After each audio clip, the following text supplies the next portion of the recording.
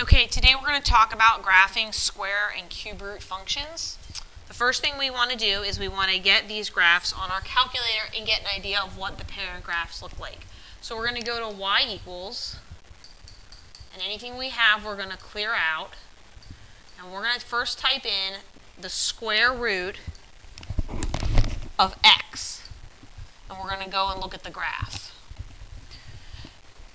Well, what I really want to do is know what points I'm going to plot. So I'm going to go to second table, and I'm going to look for nice integer values. And I can see I have a point at 0, 0. I want you to notice you have a point at -1, it says error. Remember, that's because you can't take the square root of a negative number and get a real answer. We also have a point at 1, 1, and we have a point at 4, 1, 2, 3, 4, 2.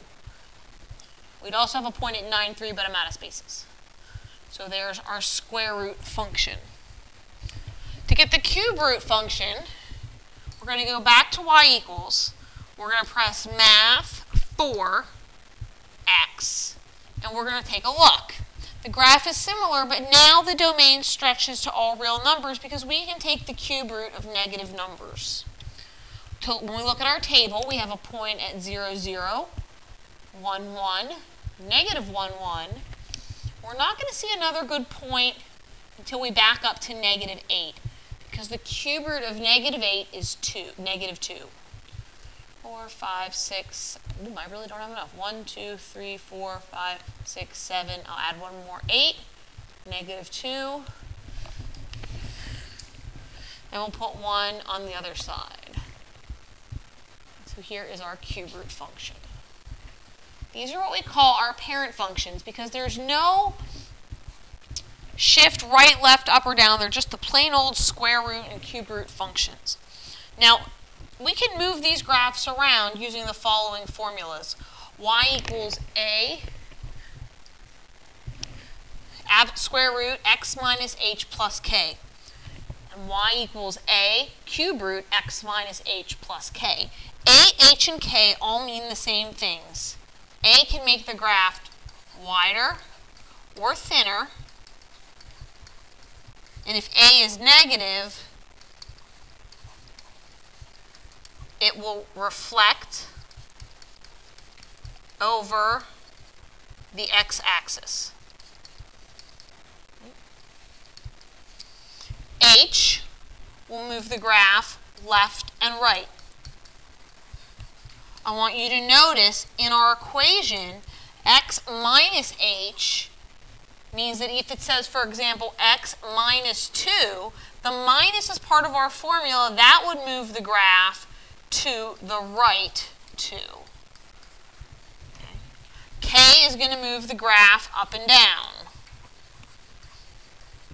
And because it's plus k, it's going to move exactly. So if it said plus 3, it would move the graph up 3. The domain we want to remember is all the x values the graph covers, and we look from left to right. So when we look over here, the graph starts at 0 and goes to the right. So the domain for the square root function is going to be x is greater than or equal to 0. The range for our square root function is all the y values the graph covers, and we look from bottom to top. The bottom of the graph, the y value is 0, and it's everything greater than or equal to 0. When we look at our cube root function, the domain, well, the graph stretches from all the way to the left to all the way on the right. And because every x value is covered from left to right, we say the domain is all real numbers. Or you could just use the symbol, that fancy R.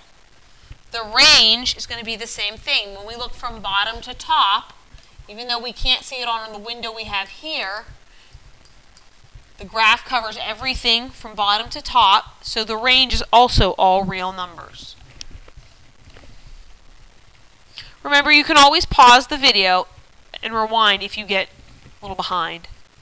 So example 1 says, if we're comparing two graphs, describe how to obtain the graph of y equals the cube root of x minus 2 plus 4 from the graph of y equals the cube root of x.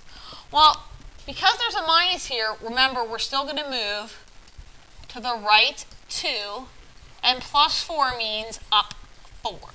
Let's just pull out our graphing calculator this one time to compare. So we're going to go to y equals, and instead of the cube root of just x, we're going to make it x minus 2.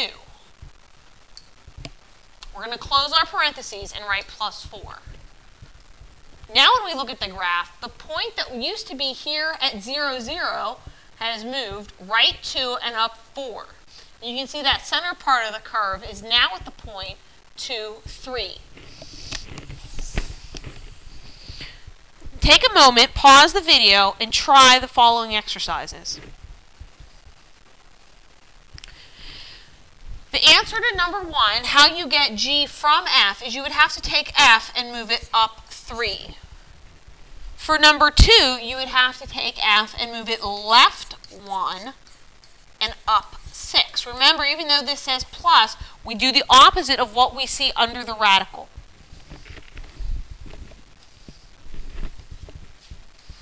Now we're going to actually graph some more complicated functions, and we're going to find all the different properties.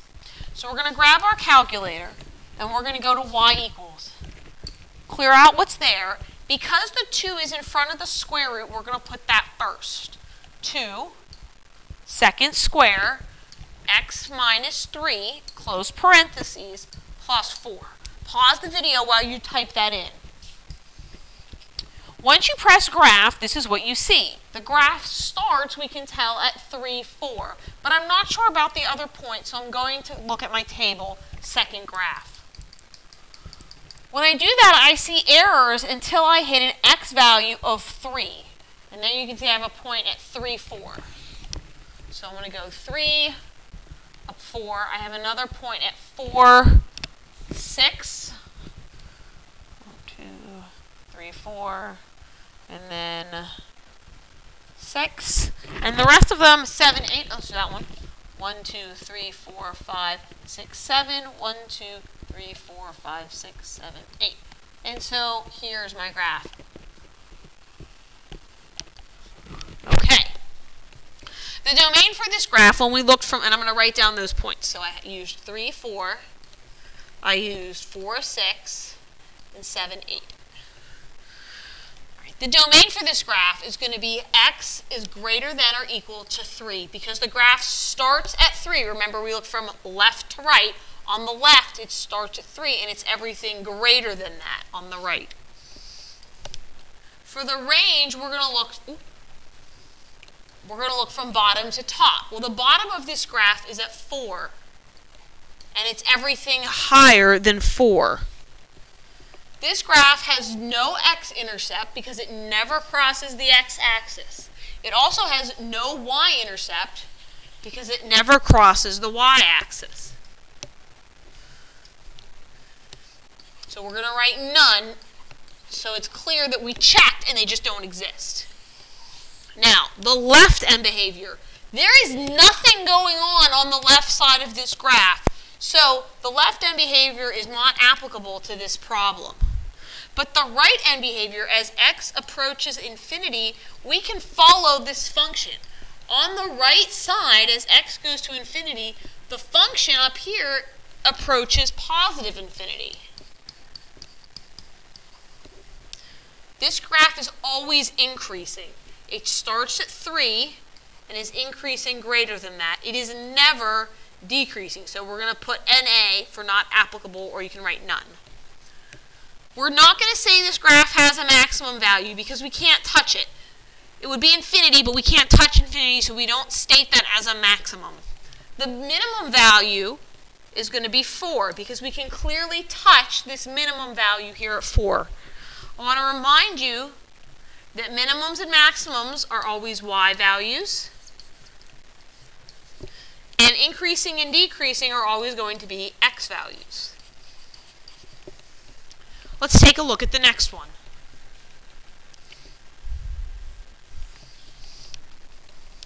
All right, now we have negative square root of x minus 3. Why don't you try this one on your own, pause the video, and then after you unpause it, I'll show you the answers. Okay, you can see I have my graph, and this one opens down because of the negative in front. The domain is x is greater than or equal to -2 because it's everything from -2 to the right. The range is y is less than or equal to -3 because it's everything from -3 and down. I still have no x-intercept because this graph does not cross the x-axis. However, I have a y-intercept. To find it, I'm going to go to my table by going second graph, and I'm going to look where x is 0. And there I can see I have a y value of -4.41. I'll go to the 100th place. When x is 0, y is -4.41, so that must be my y-intercept. I still have no left end behavior.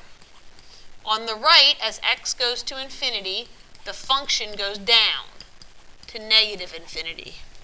It's never increasing, but it's always decreasing. So I say it's decreasing when x is greater than -2. I know it seems weird to write a decreasing interval with a greater than, but we're talking about the x values where it's decreasing. We have a maximum value of -3 and no minimum value. Let's take a look at a cube root function. Okay, now we have the cube root of x plus 1 minus 2. We're going to type that into y equals by pressing math 4, and then we're going to put x plus 1, close parentheses, minus 2. When we look at the graph, it looks like a cube root function. I'm going to go to my table to get some good points. Oh, I got a lot of good points. I've got -2, -3, -1, -2, and 0, -1. I'm going to keep the graph up so I can remember what the shape looked like. Because otherwise, I don't want to think it looks like a line. The graph kind of looks like this.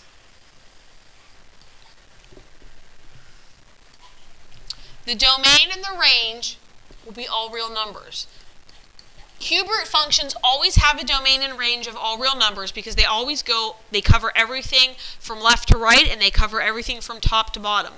Now this graph has an x-intercept and a y-intercept. The y-intercept is easy because we can see it, it's right there at -1. But the x-intercept is a little tricky. I can see it, it's somewhere over here. So I'm going to use second trace, command number 2, 0. And I'm going to move my cursor to the left side. And since I think it's over here and I really can't tell, I want to make sure I'm really far away from that 0. So I'm going to pick that as my left bound. You can see the little arrow pops up.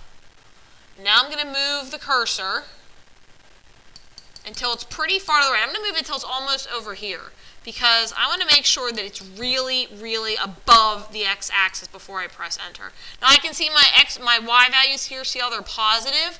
So I know that my cursor jumped over see now you can just actually see it jump. So I'm going to press enter there for the right bound and enter for guess. And I have an x-intercept of 7. That's a nice perfect one. If I had continued on my table, I probably would have seen it.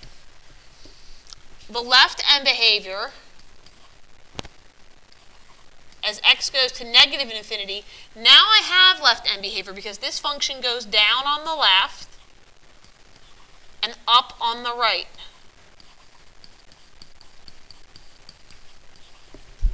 It's always increasing.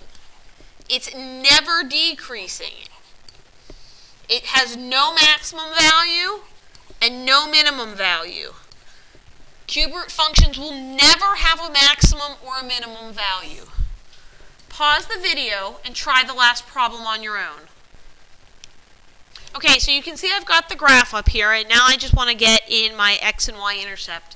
I can see I have an x-intercept, but I'm not sure what it is. So again, I'm going to go to second trace, and I'm going to pick command number 2 for 0, and I'm going to move the cursor somewhere on the left, press enter, and then move it somewhere on the right, and press enter.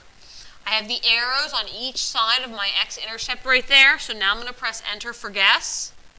And I have an x-intercept of exactly 3.125.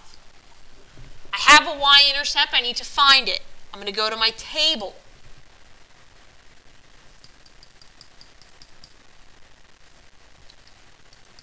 Ooh, too far. And I'm going to go to the 100th place, so that's going to be 3.88. If you can't remember this, let's write it down right now. Here we're going to look on the table where x equals 0. Here, to find the x-intercept, we're going to use second trace 0. All right, end behavior. This one is flipped over compared to our last one. On the left, as x goes to negative infinity, the function goes up to positive infinity. And on the right, as x goes to positive infinity, the function goes down. This function is never increasing. Oop, you should write never. You could write NA, you could write none. You have to write something, though, so I know you thought about it. It is always decreasing. It has no maximum. It has no minimum.